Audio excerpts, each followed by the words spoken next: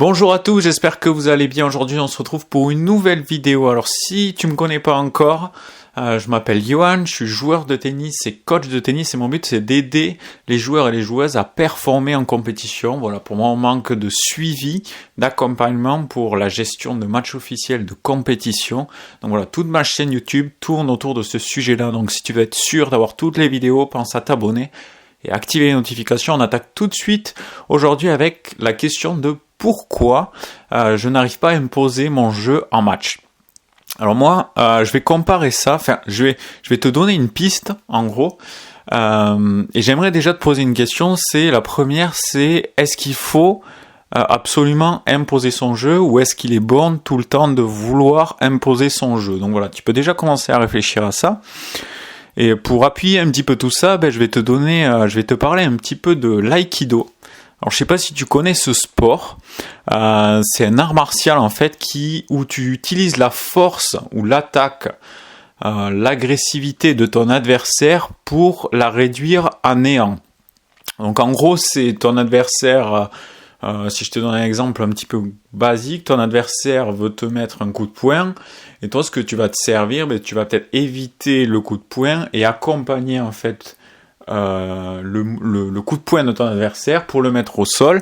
Donc toi ton but c'est pas de faire mal à l'adversaire, c'est juste de réduire à néant son attaque sans que tu sois touché, etc.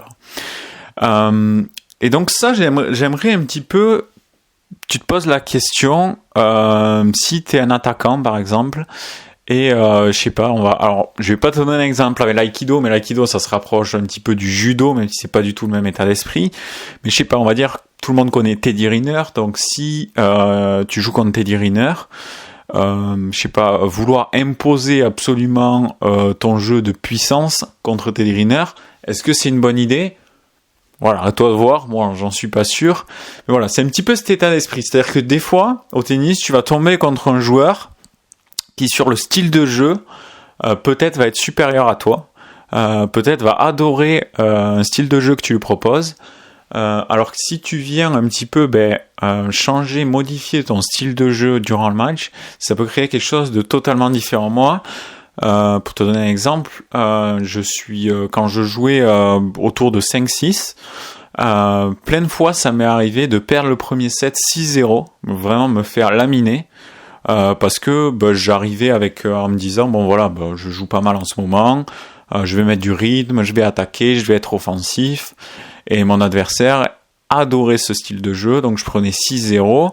Par contre, je rentrais dans le deuxième set avec un tout autre style de jeu, peut-être un jeu avec plus d'angles, avec plus de variations, plus de chops, plus de lift, etc. Et ça m'est arrivé des fois de gagner, 2 fois même, pour être concret, de gagner derrière 6-0, 6-1, ou assez facilement de dérouler, juste en changeant, en modifiant mon style de jeu, alors que si j'avais voulu continuer à imposer, à me dire mais putain, tu peux faire mieux, tu peux en mettre plus, tu peux le déborder, peut-être je m'y serais cassé les dents.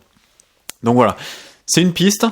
Comme dans toutes mes vidéos, je ne pense pas que je détiens la vérité, mais voilà, j'essaie d'ouvrir des pistes, à savoir, est-ce qu'il est tout le temps important ou essentiel de vouloir imposer son style de jeu?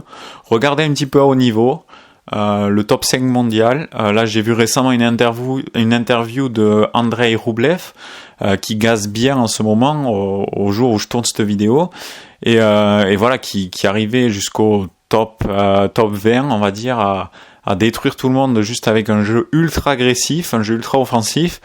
Et voilà, il se rend compte que pour rester à ce niveau-là, voire aller battre les meilleurs, là il est en train de travailler des plans B, des plans C qui vont peut-être l'aider à atteindre le top 10, etc.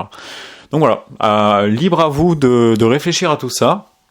Mais voilà, pensez un petit peu à cette histoire d'aïkido, d'accompagner, de réduire à néant l'attaque de son adversaire, au lieu de tout le temps vouloir peut-être en mettre plus ou le détruire. Pensez à Teddy Riner, des fois en match ça peut vous aider.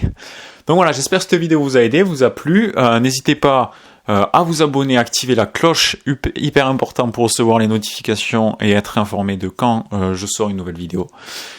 Et voilà, nous on se retrouve dans une prochaine vidéo, c'était Johan, ciao.